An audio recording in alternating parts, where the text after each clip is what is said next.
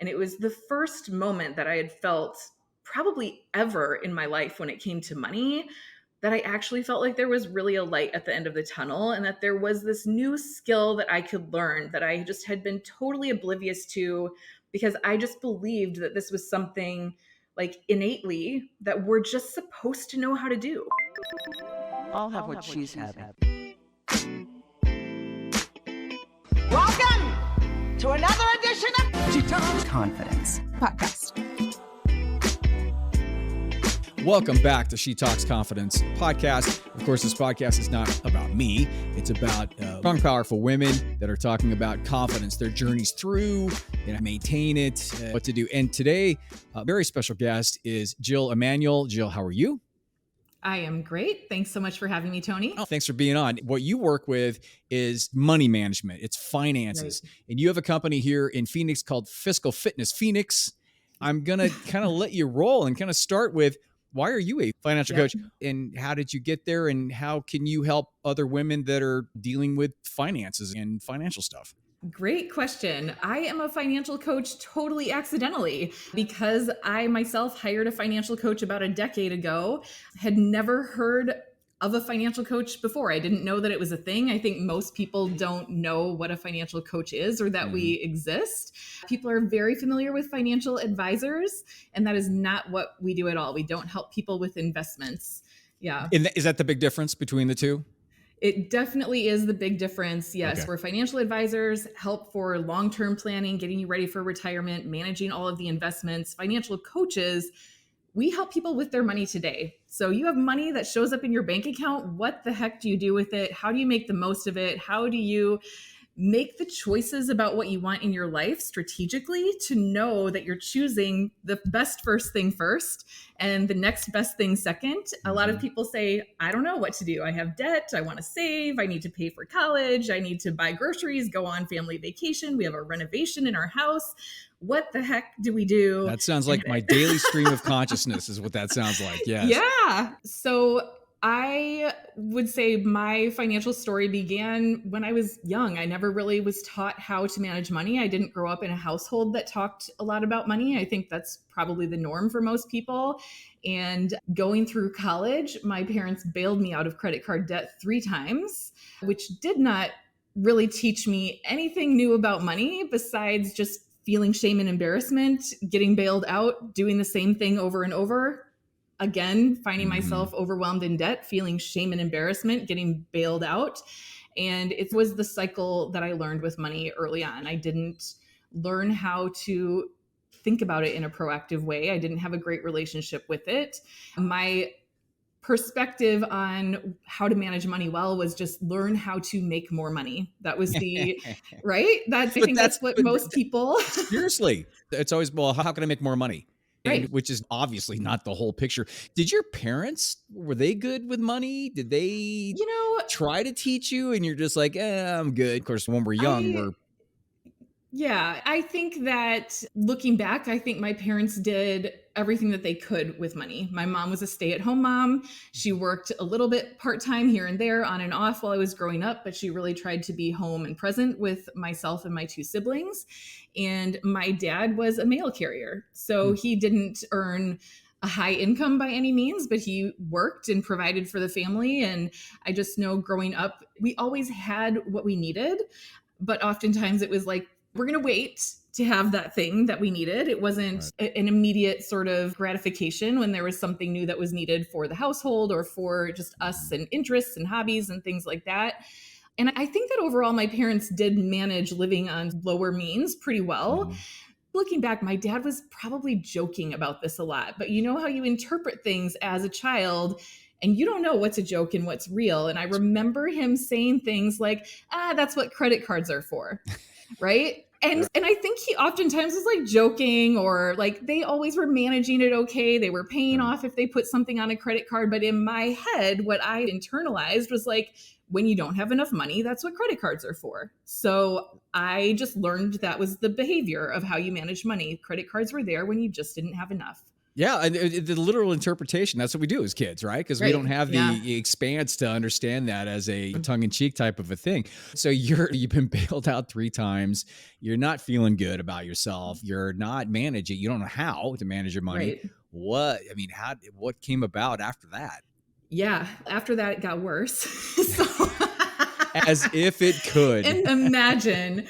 So I went to college. I got my doctorate degree actually in pharmacy. I thought, okay, great. The solution, right, is to earn more money. I have to have a job that's a 6-figure career. As soon as I start making good money, I'll be fine and I don't need to worry about money. Right. So Oh, that yeah. was the thought process or the mentality. I went to college, got a job right afterwards, was like, wow, I have money for the first time ever. I don't have to worry about it anymore. It was great. Still was using credit cards, but now I had an income that I could pay them off and felt like, all right, I can keep up with this. It's a little better than it was before when I was a college student and not making hardly anything. I met my husband right after I graduated college. We got married. We had our first child, and it was just, man, one big thing in life after another. Once our kids, we have 2 boys, and once the second one was born, I was like, I'm going to only work part-time. I want to try to be home with them. And so my husband was our primary income earner. And we were doing okay. He had his master's degree. He was a project manager for an IT company and doing decent. I was doing pretty good, even working part-time. We had a solid income, but we still had credit card debt. We both had this was part of life. This is how you paid for repairs around the house happened, or when you wanted to go on vacation, you would just use the credit card. It's fine. The mentality always is, I'll just earn more. I need a raise. I need another job. But until you learn a different way of managing it, the habits are the same. And so the result is the same. And so we were living in that same cycle of we were getting by, but we weren't getting ahead. We really had nothing to show for the money that we were earning. We were spending it about as fast as we made it. And we were okay until my husband lost his job. And when that happened, just everything spiraled. Everything spiraled out of control. We thought, all right, you're going to find another job. Maybe we'll have a month or two where we need to get by. I started picking up extra hours at work. I was trying to do what I could to earn more. We pulled kids out of daycare so we wouldn't have that big expense. It's like we thought we were doing all of the smart things to manage a major sort of life catastrophe that was happening. And what we thought would be a month or two was not a month or two. My husband wound up really going into a pretty deep depression, did not want to go back into the world of IT. He hated it. He was miserable and didn't know what direction to go. And so what we thought would be a couple months turned into 6 months, and then 12 months, and then 18 months. Wow. And despite trying to do everything that we could, we were just still falling farther and farther behind every month. More money was landing on the credit card simply to buy the groceries. And I'm assuming that as it usually goes, it puts a strain on relationships. It puts a strain on self-esteem. I know your confidence in money and money management wasn't great, never developed, I guess, when you were younger. Then when you got into, you had your job, he had his, you guys were okay, still had some debt and whatnot. Did you feel as though your confidence level at that time from a fiscal perspective was better or okay? And then after that, then when things crashed to the ground, where was your mindset? I would say that I never felt financially confident. Always felt like it was a bit of a house of cards. We were doing okay, but there was never this confidence or this feeling of, I know I'm doing the right thing, or I can see that we're making progress. I know that we're prepared for what's coming our way. Those thoughts were never there because that wasn't the reality. The reality was that we were just getting by, we were managing, but there was always this sense of this feeling of doubt or shame or embarrassment of thinking, I have my doctorate, I'm smart, I am educated, I should be farther ahead. Why am I not? That is such a great point. It doesn't matter if you're a doctor. It doesn't matter if you have an amazing job. It doesn't matter where or when you came from or what the deal is. If you don't have that fiscal understanding, money management, then you're toast. You're not going to have the confidence for it, and it's not going to work for you.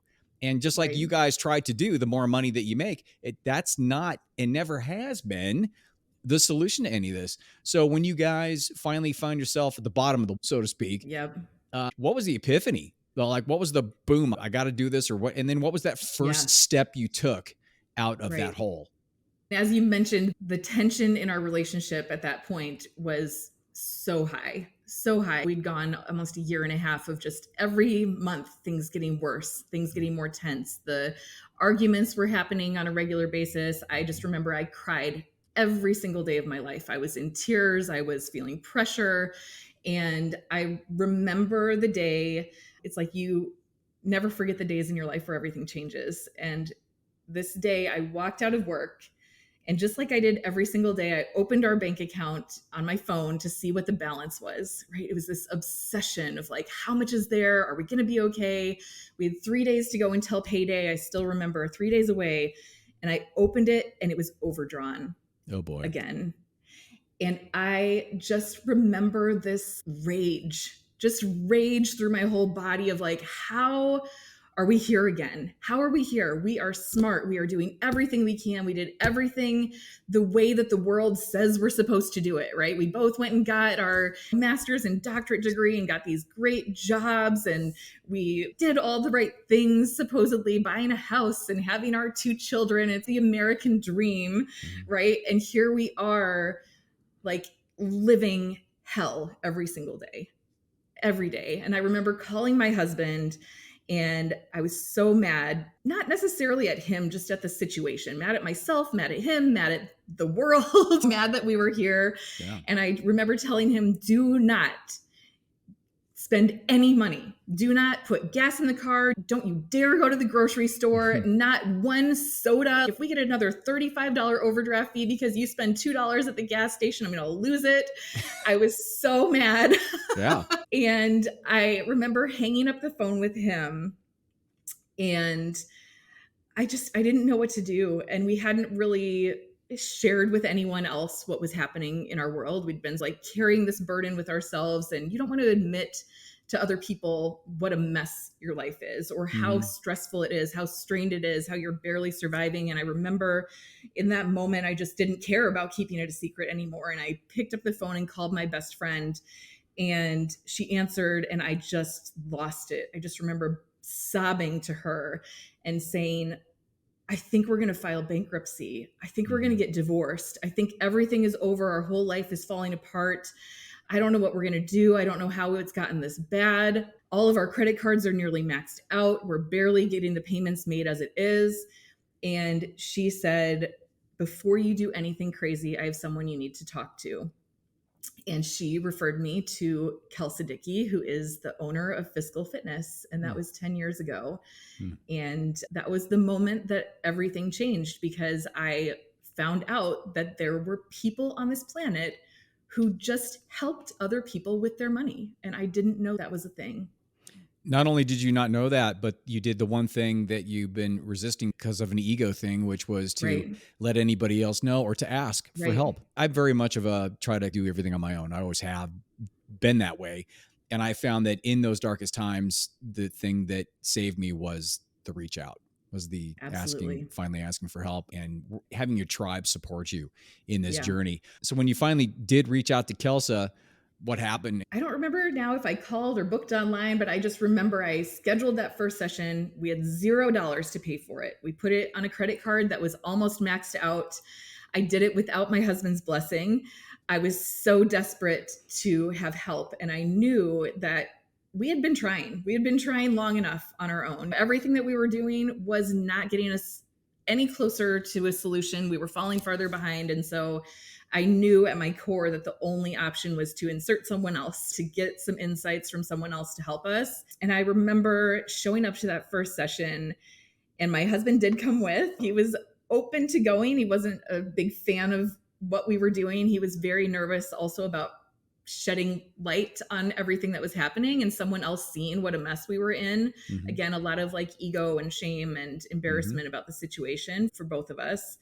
And I remember sitting down with her and looking at everything for the first time, like really looking at everything that we had going on, and her giving us the reassurance that we weren't idiots, that we weren't stupid, that we were doing a lot of things right, and that there was a way to change some of the things that we were doing to actually turn it around. And it was the first moment that I had felt probably ever in my life when it came to money that I actually felt like there was really a light at the end of the tunnel, and that there was this new skill that I could learn that I just had been totally oblivious to, because I just believed that this was something like innately that we're just supposed to know how to do. And I remember crying all the way through the first session. We would always joke that I cried every single time, but it was really tears of relief of not being alone in the journey anymore, and knowing that I had support and someone who knew the right steps to take, because clearly I did not. The surrender to what is, which is you not knowing, is a huge thing. Mm-hmm. Also, the fact that when you do, you realize that the answer lies when you open yourself up to where the answer can be. And then in going forward and in doing that, what was the most drastic mind shift change between your mindset in regards to money before versus what she taught you, what you learned through that process? What was the biggest epiphany from that? I think that she taught us a system around how to manage our money, which the system, it just gives you exact results. It's like you can clearly see every single moving piece using the system that she taught. And I think before there was just a lot that felt very hazy or very arbitrary around our money. It was a guessing game beyond just the regular bills of what things were going to look like. And the system that she taught us allowed us to have very clear parameters of what we were doing with our money, and to be able to see the impact of decisions before we actually made them. And that visual aspect of being able to see, it was like a crystal ball. It's like I can look at my crystal ball and I can know with certainty exactly what the impact of my decision will be before I make the decision. So I can decide proactively if this is the right thing to do or not, and not just hope and wish and guess and think I'm going to figure it out 6 weeks down the road. I know I'll be able to figure it out because I've done it all. It took us about 18 months and we paid off $85,000 worth of debt. Wow. And through that process, we didn't have to file bankruptcy, and our marriage began to improve, and we weren't arguing and fighting, and just everything about our world started to shift in a positive way as a result of paying attention to our money and having a system and plan for it. And by the end of those 18 months, I just thought, oh my God, this is the missing piece of the puzzle. This is the missing piece. We go to school. I spent 9 years in college getting my doctorate, and I thought they never taught us this. This is such a valuable piece of education. It is so life transforming to be able to feel confident with your money, to know that the things that you're doing are the best things that you can be doing with your money.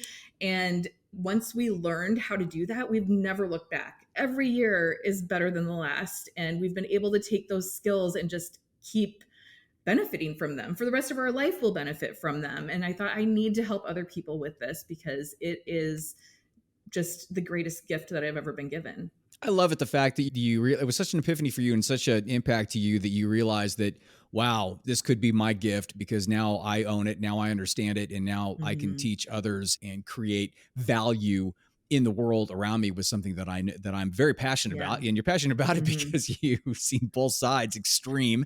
And then you can take that and manifest that into something great. When it comes to women and it comes to fiscal confidence, is there a difference between the women that come to you and the men or the couples that come to you? That's a great question. I definitely think there is a difference. Yes. For the majority of couples that we work with, or even single women that come in, I definitely see that women are the ones that typically are managing the money in their household or for their partners or for their entire family. And they are the ones that are paying attention to all of the moving pieces of their money. They're the ones that are buying the groceries. They're buying the kids' clothes, signing them up for camp. They're paying all of the bills and keeping tabs on things.